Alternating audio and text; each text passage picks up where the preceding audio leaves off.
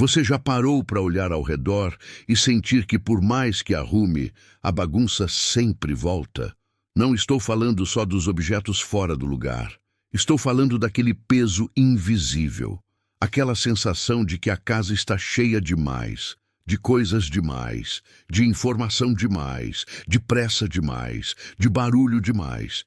E eu quero te dizer com toda a calma do mundo, não é culpa sua.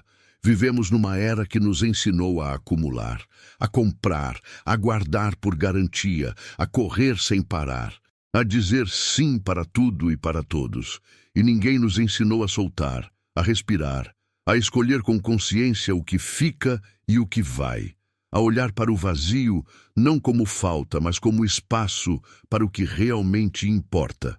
Mas hoje, aqui, neste momento, eu quero te mostrar algo que pode mudar a forma como você enxerga sua casa. E mais do que isso, a forma como você enxerga a si mesmo. Porque a casa, meu bem, não é só um lugar onde você dorme. Não é só um teto e 4 paredes. A casa é um espelho, ela reflete o que está dentro de você. A desordem que incomoda seus olhos quase sempre começou dentro do peito. Hoje, você vai conhecer os 7 inimigos silenciosos que sabotam a organização da sua casa. São vilões disfarçados de hábitos normais, de crenças antigas, de medos que a gente nem percebe que carrega. Eles agem nas sombras, nos cantos, dentro das gavetas que você evita abrir.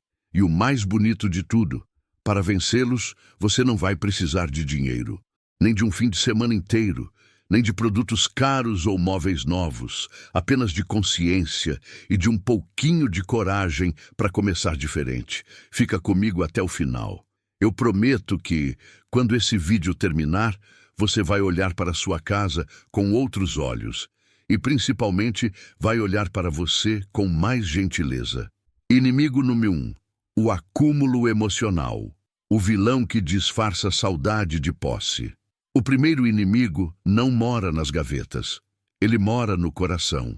É aquele apego que confunde lembrança com objeto, que guarda a blusa velha não porque usa, mas porque lembra de um tempo que já passou, que mantém caixas fechadas no fundo do armário como se fossem cofres de uma vida que não volta mais, que acumula presentes de pessoas que já se foram como se o objeto pudesse trazê-las de volta.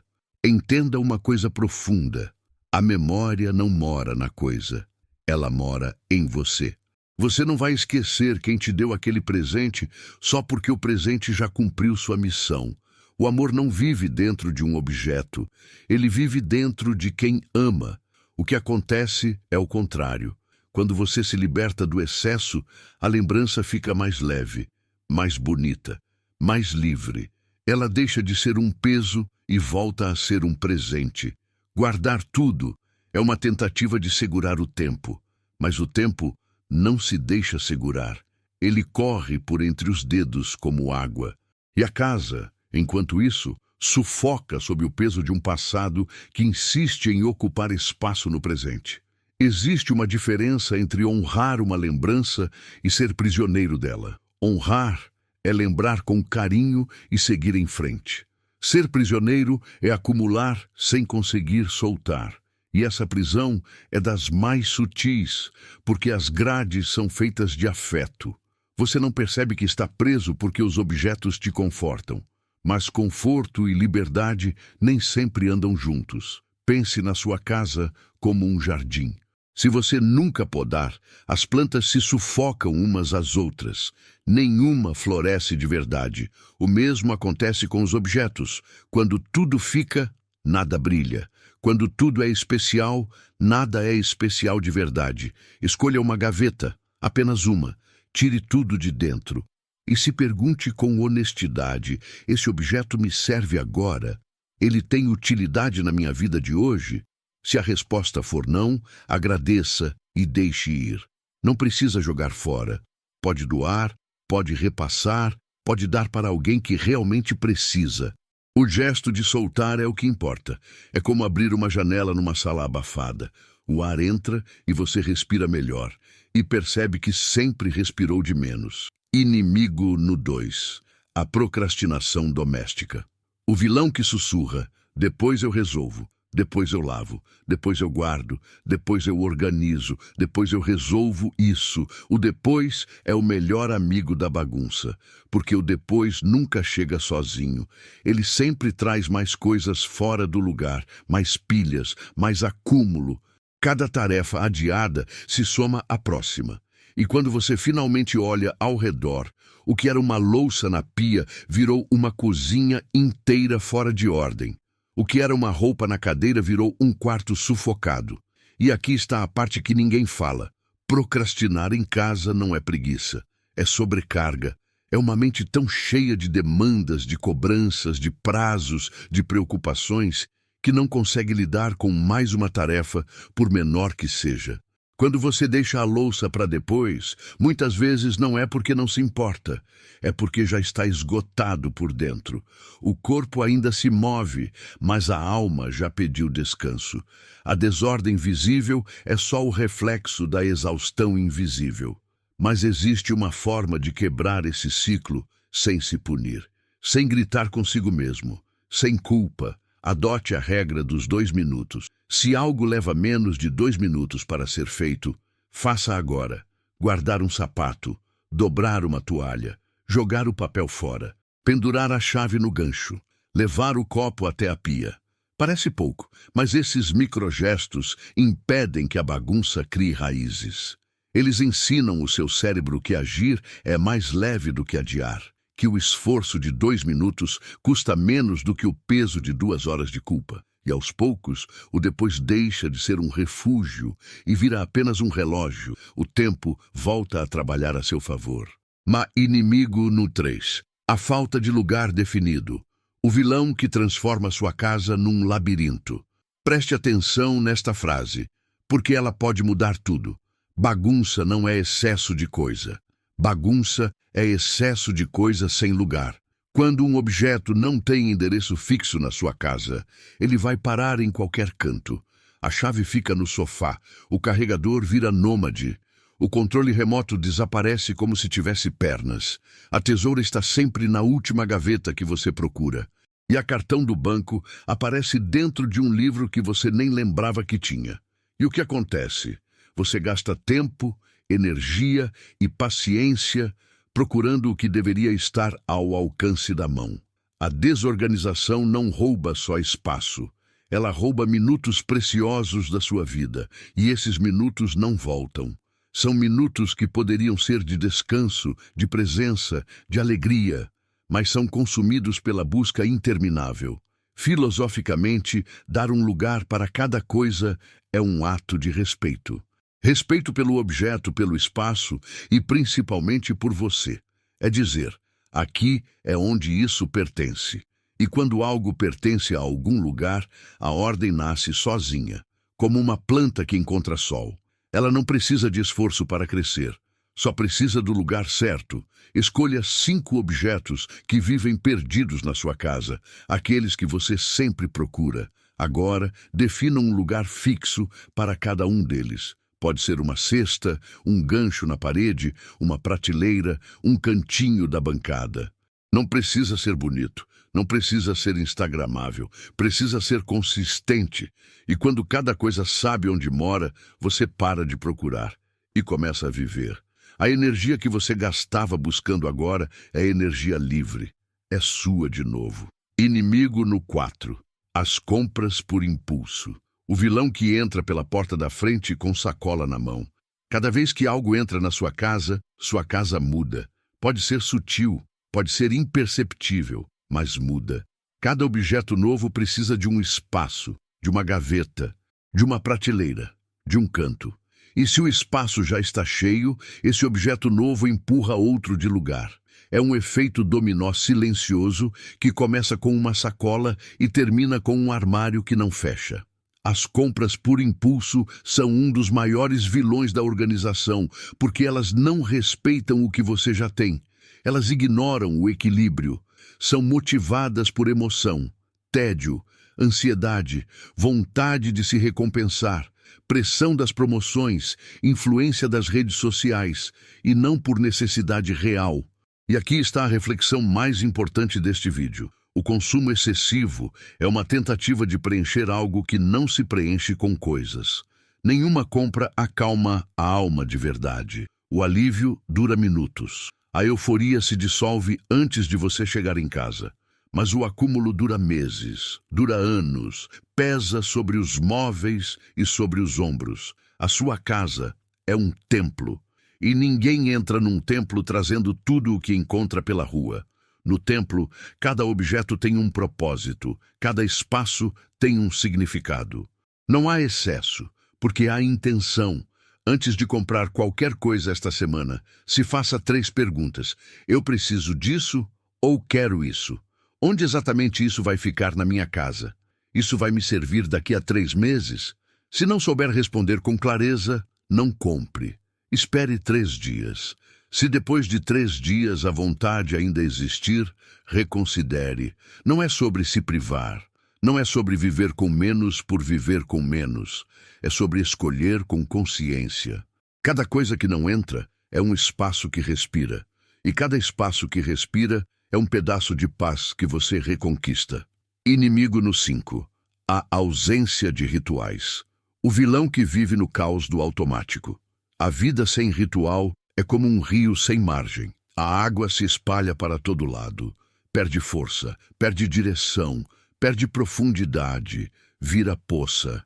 E poça não leva ninguém a lugar nenhum. Quando você não tem pequenas rotinas de ordem no seu dia, a bagunça se instala sem pedir licença. Não é que você precise de um cronograma militar. Não é que sua casa precise parecer um quartel. É que a mente humana precisa de âncoras. Precisa de momentos que digam: aqui eu cuido do meu espaço. Aqui eu cuido de mim. Aqui eu faço uma pausa no caos e escolho a ordem. Pequenos rituais curam grandes cansaços. 1 minuto arrumando a cama de manhã muda a energia do quarto inteiro. 5 minutos recolhendo o que ficou fora do lugar à noite transformam o amanhecer seguinte. 10 segundos abrindo a cortina e deixando a luz entrar mudam o tom do dia. São gestos mínimos, mas são gestos de presença.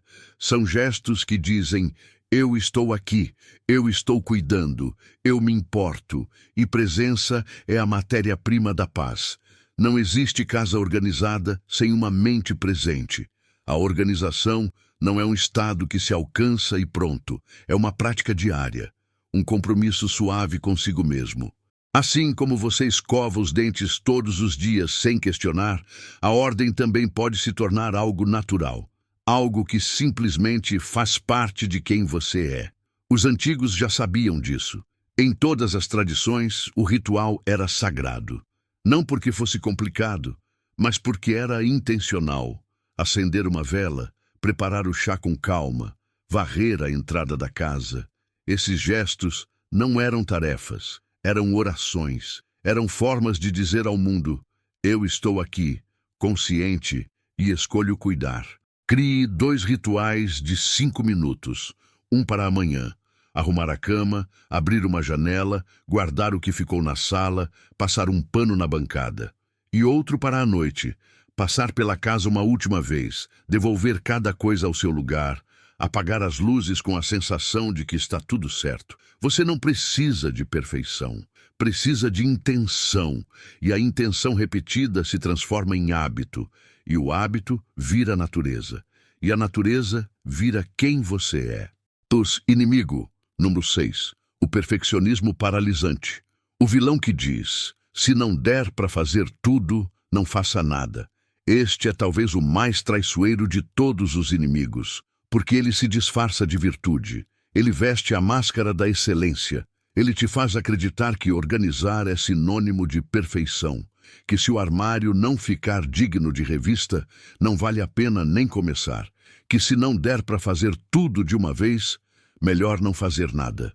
E assim, você não começa. Você espera o dia perfeito. A motivação perfeita, o tempo perfeito, a energia perfeita.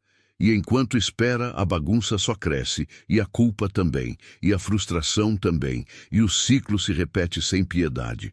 Perfeccionismo não é qualidade, é medo disfarçado, medo de fazer errado, medo de não ser suficiente, medo de que seu esforço não seja bom o bastante, medo de que alguém olhe e julgue. E esse medo paralisa, congela, trava, e você fica preso entre a vontade de organizar e a impossibilidade de começar.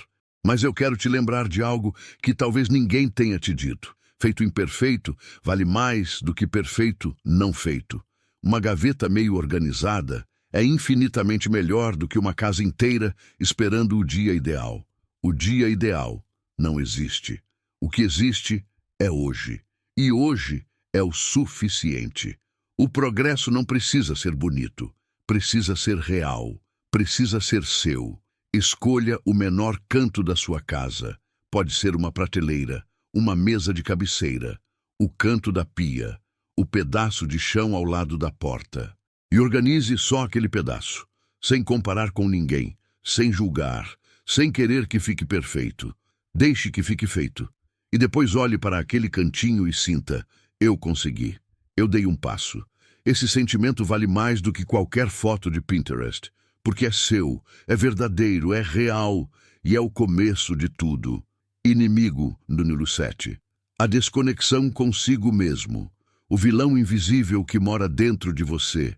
Este é o inimigo que sustenta todos os outros. É a raiz de onde todos os outros brotam.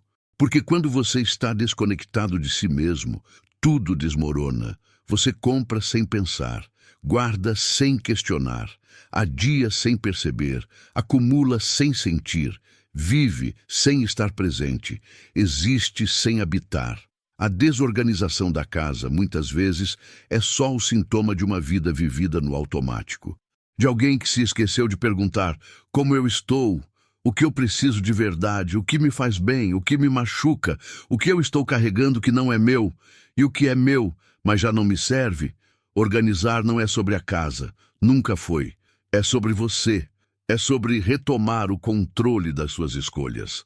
É sobre olhar para o seu espaço e sentir que ele te representa, que ele te acolhe, que ele te respeita, que quando você entra pela porta, você encontra a si mesmo, e não um estranho cercado de coisas que não reconhece. Quando você se reconecta com quem é de verdade, o espaço ao redor se organiza quase que por consequência. Porque você deixa de acumular o que não precisa, deixa de se cobrar o que não faz sentido, deixa de buscar nas coisas o que só pode encontrar em si, e começa a construir, tijolo por tijolo, gesto por gesto, o santuário que você merece, o lar que é verdadeiramente seu. Ação simples para hoje. Sente-se em algum lugar da sua casa, o lugar que você mais gosta, ou o lugar que mais te incomoda. Fiça em silêncio por 3 minutos. Sem celular, sem tela, sem distância, apenas você e o espaço. Olhe ao redor e se pergunte: esse espaço me representa? Ele me traz paz? Eu me reconheço aqui? Se a resposta for não, tudo bem. Esse é o ponto de partida.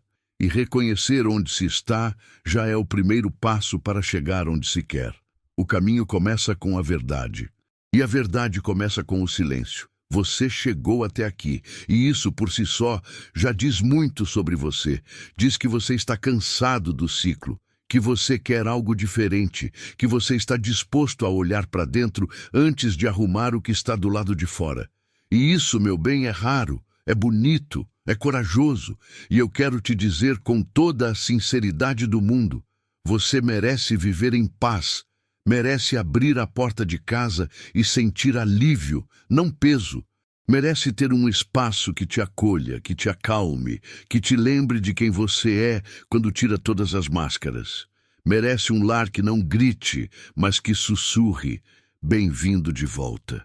Aqui você pode descansar, aqui você pode ser. Você não precisa vencer os 7 inimigos de uma vez. A vida não é uma batalha, não é uma corrida, é um caminho, e o caminho se faz um passo de cada vez, um gesto de cada vez, uma escolha de cada vez. Então, o meu convite é simples: escolha um, apenas um desses vilões. E hoje, não amanhã, não segunda-feira, não mês que vem. Hoje, dê o primeiro passo para enfrentá-lo. Pode ser a gaveta, pode ser o ritual da manhã, pode ser o silêncio de 3 minutos, pode ser a pergunta antes da compra, pode ser simplesmente arrumar a cama. O gesto importa mais do que o tamanho dele, porque todo oceano começou com uma gota, e toda transformação começou com uma decisão.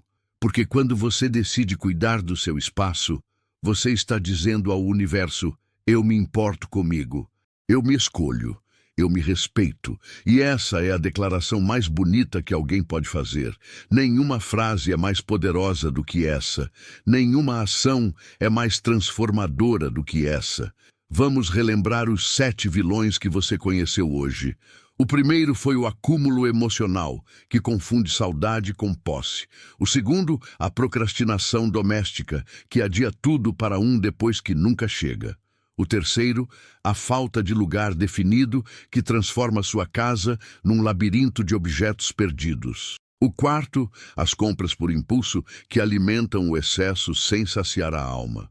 O quinto, a ausência de rituais, que deixa o dia correr sem direção. O sexto, o perfeccionismo paralisante, que te impede de começar. E o sétimo, a desconexão consigo mesmo, que é a raiz de todos os outros. Cada um deles tem um antídoto. E nenhum desses antídotos custa dinheiro. Todos custam apenas presença, atenção, cuidado, gentileza consigo mesmo. E a decisão consciente de que você merece viver num espaço que te faça bem. A casa organizada não é o destino, é o reflexo de uma alma que decidiu se encontrar. Se esse vídeo tocou você de alguma forma, se alguma palavra encontrou morada dentro de você, deixe seu like. É uma forma de me dizer que valeu a pena. Compartilhe com alguém que também precisa ouvir isso. Talvez alguém que está cansado, sobrecarregado, perdido no meio da bagunça. E se inscreva no canal. Aqui a gente acredita que organizar é um ato de amor próprio e que todo mundo merece um espaço que faça bem para a alma. Nos vemos no próximo vídeo. Até lá, cuide do seu espaço, cuide de você. E lembre-se, o essencial está sempre em silêncio, esperando você parar para ouvi-lo.